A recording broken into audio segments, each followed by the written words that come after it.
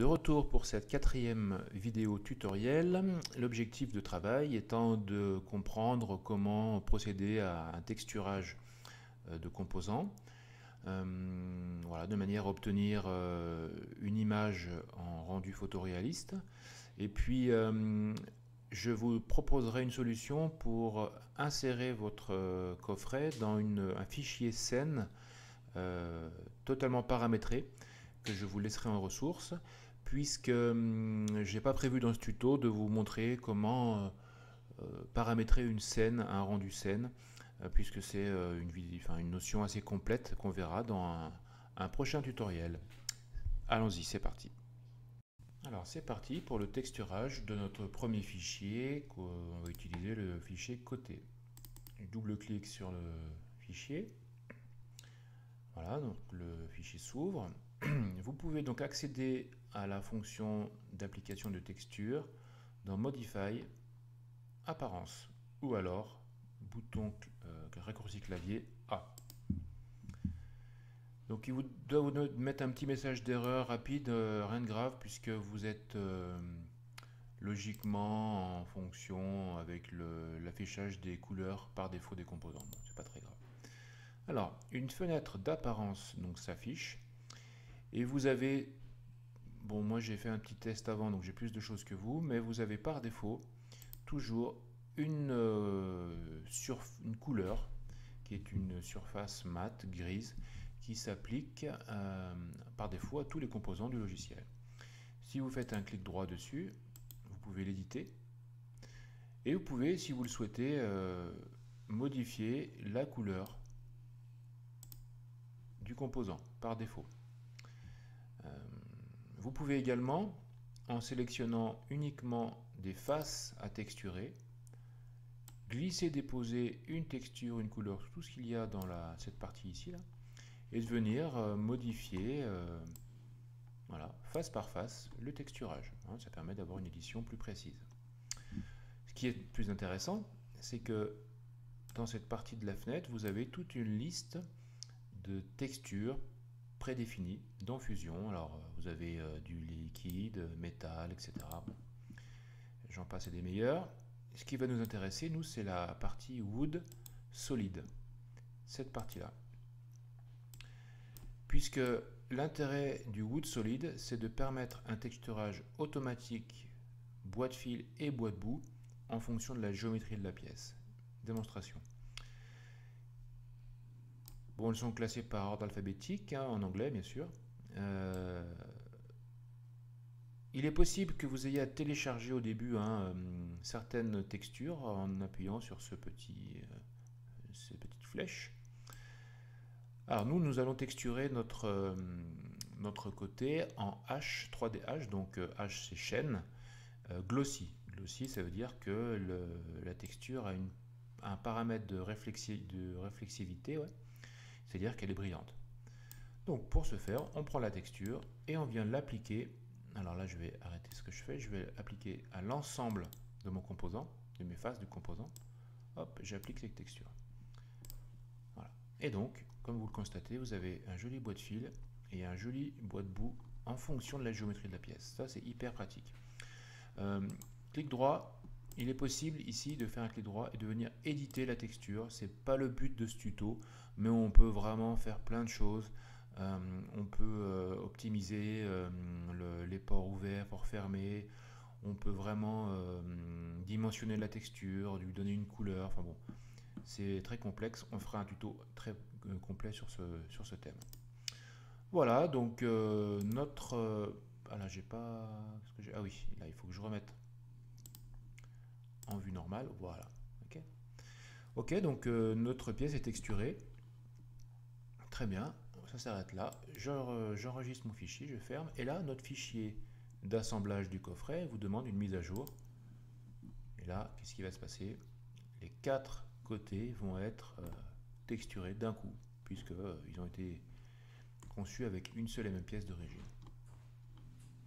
Poursuivons avec la même logique pour le fichier clé que nous allons ouvrir. Bouton A, la fenêtre apparence s'ouvre et pour cette pièce, nous allons éventuellement utiliser qu'est-ce qu'on va pouvoir prendre comme essence? Hmm, Walnut. Walnut, si je ne m'abuse, c'est du noyer. Donc on prend la texture et on l'applique à l'ensemble de la pièce. Très bien. On ferme. On enregistre. Bon, on peut faire la mise à jour. Pas de souci pour vérifier. Ça marche bien. Très bien. Pièce suivante, nous allons texturer le dessous. Donc bouton A. Alors pour le dessous, on va utiliser autre chose. On va prendre une peinture. On va partir du principe que votre pièce est du médium, que nous allons laquer en blanc. Voilà, on va prendre ça. Une espèce de blanc glossy. Hop. Donc c'est pas très spectaculaire à l'affichage. Ici, alors, je vais voir ce que je peux faire à ce niveau-là. Non, c'est pas bon. Ok, donc c'est pas très spectaculaire puisque c'est assez proche du gris. Mais bon, on va partir du principe que c'est ok, puisque vous verrez que notre logiciel nous propose un mode de rendu. On va voir ça juste après. Donc là, on est en mode d'affichage dégradé, hein, donc c'est pas très spectaculaire. Nous allons maintenant ouvrir notre fichier dessus. Et ce que je vous propose de faire, c'est de texturer le dessus, donc en Wood Solid H sur l'ensemble de la pièce. Alors par défaut, le fil est à 45 degrés, ça ne me gêne pas, d'accord? C'est tout à fait possible de le faire comme ça à l'atelier, donc on va rester sur cette base-là. Par contre, ce qu'on va faire, on va aller reprendre notre paint, voilà, celui-ci là. On va sélectionner uniquement une face et on va l'appliquer uniquement à une section de notre composant. Voilà, c'est texturé, on ferme, on met à jour pour avoir l'affichage dégradé malgré tout. Ok, ça m'a l'air plutôt pas mal. Donc maintenant, nous allons voir comment visualiser votre objet dans un mode d'affichage non pas dégradé, mais en rendu photoréaliste. Et l'environnement de travail que nous allons sélectionner n'est plus le mode design de conception, mais ça va être le mode render de rendu. Voilà. Donc on change d'espace de travail. Voilà, donc vous avez donc toujours un affichage dégradé, mais destiné à voir un peu mieux les subtilités des textures. Alors, vous avez donc toujours l'affichage des joins, hein, puisqu'on a permis à notre arborescence de les afficher. Donc bien sûr, on va les désafficher parce que c'est pas très esthétique à voir. Voilà, je vous explique le principe de base et après je vous montrerai comment insérer ce coffret dans une scène prédéfinie. Voilà, donc on retrouve ici la même fonction apparence que nous avions utilisée au début, hein, pour appliquer les textures. Vous voyez, en fait, les outils, c'est comme une espèce de développer logique par ordre, hein. Donc on commence ici, on texture les pièces. Après, ici, scene setting, c'est le paramétrage des scènes, des éclairages, qu'on ne verra pas ici. Ici, vous pouvez apporter, si vous le désirez, des images appliquées à des surfaces, c'est-à-dire comme voilà, dans l'exemple qu'il vous propose, c'est une espèce de logo. Ça, je ne sais pas ce que c'est. Je crois que c'est pour voilà, gérer de manière plus fine les textures et leur déplacement. Voilà. Alors là, c'est pour... Vous avez un petit bouton de lecture ici, Play. C'est pour lancer le calcul du rendu. Donc là, je vais vous montrer. On lance le calcul du rendu. Et là, vous voyez, le calcul s'établit point par point, pixel par pixel. Et ça demande pas mal de ressources graphiques à votre ordinateur. Donc là, je vais pouvoir l'arrêter. D'accord ? Pour changer le point de vue, hein, si votre point de vue ne vous correspond pas, bon, le règle à la souris ou alors avec le view cube qui est très pratique. Hein. Voilà, je relance mon rendu. Très bien. À chaque fois que vous faites un déplacement avec votre souris, d'accord, le calcul se remet à peu près, enfin, se remet à jour. Hein. Donc, il faut éviter quand on fait un rendu de bouger les choses pour la vue pour voilà, avoir un calcul satisfaisant. Ici, vous pouvez affiner avec le curseur le degré de qualité du rendu. En sachant que plus c'est élevé, plus on va vers l'infini, plus c'est qualitatif, mais plus c'est lourd et long à calculer. Donc il faut trouver un bon compromis. Perso, à ce stade, moi voilà, je vais pas plus loin qu'excellent. D'accord? Donc je vais arrêter le calcul. Voilà, ce qui est important de connaître, c'est ça, cette fenêtre-là, Render.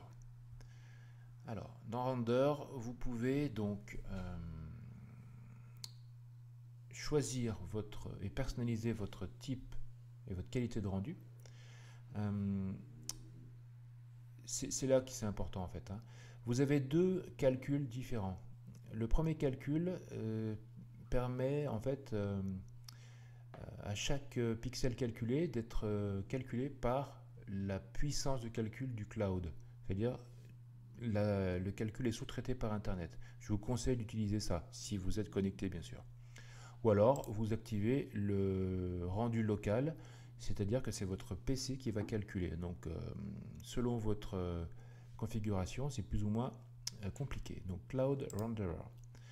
Je vous invite à sélectionner également le rendu standard de manière à économiser ce qu'on appelle des crédits. Alors, c'est pas très clair dans mon esprit, mais je vais essayer de vous expliquer ce que j'en ai compris.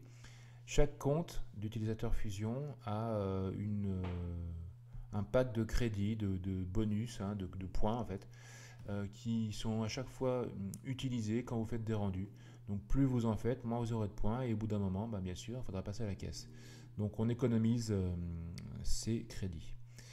Voilà, donc vous pouvez également choisir ici la résolution que vous voulez. Alors, plus ça va être élevé, plus vous aurez, je dirais, une bonne qualité, mais une consommation de crédit importante. Donc là, je vous conseille de prendre, je sais pas, on va essayer de prendre allez, 1 mégapixel, c'est pas mal. Ok, voilà, en plus on n'a pas de crédit à utiliser, c'est parfait. On lance le rendu. Et là, regardez ce qui se passe. Ici, vous avez donc une petite icône avec une espèce de montre qui s'affiche et qui va en fait calculer le rendu de l'imagerie tel que est affiché à l'écran. Mais par contre, vous pouvez modifier la vue, travailler sur un autre fichier, il n'y a pas de souci, le calcul va se faire. Et là, ça va prendre combien il vous prend plusieurs minutes, voilà, donc il ne vous dit pas combien. Voilà, donc vous pouvez donc faire autre chose et revenir. Et vous pourrez ensuite faire un clic droit sur cette icône et venir ensuite l'éditer en tant qu'image JPEG. Voilà, le rendu est fait, vous voyez. Donc là, je vais l'ouvrir pour vous montrer. Voilà. Et j'ai une image, donc je vais pouvoir venir la télécharger en PNG, JPEG, TIFF. Voilà, les deux formats principaux, c'est PNG et JPEG. Voilà, vous l'enregistrez, vous pourrez ensuite l'utiliser à votre guise dans vos différents documents. Bien sûr, je n'ai pas du tout abordé ici la gestion de paramètres de scène et je vais vous l'expliquer tout de suite. Alors, ici j'ai un fichier que j'ai inséré, fichier scène. Vous pourrez le télécharger, d'accord? Donc dans les ressources, j'aurai disposé ce fichier dans les ressources. Vous pouvez donc faire upload et venir sélectionner donc un endroit pour le télécharger. Donc vous pouvez éventuellement non, c'est pas ça en fait, c'est pas ça, il faut que vous fassiez file, upload, select file, voilà, select file, et là vous avez donc l'arborescence où vous pourrez aller venir récupérer le fichier que j'ai laissé dans les ressources, d'accord? Voilà, donc une fois que c'est fait, donc ça je vais le fermer, voilà. Donc j'ouvre ce fichier scène. Voilà, donc pourquoi il est paramétré? J'ai inséré dedans deux bodies, deux petites sphères que vous pouvez aller voir apparaître à l'écran, de différentes tailles, auxquelles j'ai appliqué des textures qui ont un coefficient d'émissivité, c'est-à-dire qui vont pouvoir renvoyer de la lumière. Donc c'est comme en fait des petits soleils qui vont permettre d'avoir différents ombrages et qui vont apporter une qualité supérieure à votre rendu. Une fois que cette scène est ouverte, vous pouvez venir prendre votre coffret global et l'insérer à l'intérieur.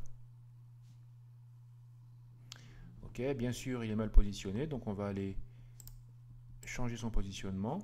On va le mettre à plat, 90 degrés, et puis je vais faire en sorte que l'arête arrière de mon coffret soit cette arête là soit alignée au point 0, d'accord, de manière à avoir un positionnement précis. Je valide. Je me remets en perspective. Vous voyez, donc là, soit je clique sur la petite maison, soit je peux aussi venir sur l'arête, l'angle en fait, le sommet du vieux cube. Vous pouvez également venir changer votre point de vue de manière très précise avec le vieux cube. D'accord. Ensuite, on a juste à faire en sorte que les origines, vous voyez, les axes, ça ne s'affiche plus, donc on va les cacher. Vous n'avez plus qu'à venir régler votre zoom à la molette, et une fois que c'est fait, on va appuyer sur Render. On va donc essayer de booster un petit peu les paramètres de rendu. Voilà, je consomme un crédit, c'est pas grave. Et on va lancer le rendu. Voilà. Donc il ne nous reste plus qu'à patienter pour obtenir le résultat. Donc voilà, cette méthode vous permet d'importer dans un fichier scène déjà paramétré vos travaux. Voilà, j'espère que ce tuto vous a été utile et a été clair. Je vous dis à bientôt pour une prochaine vidéo.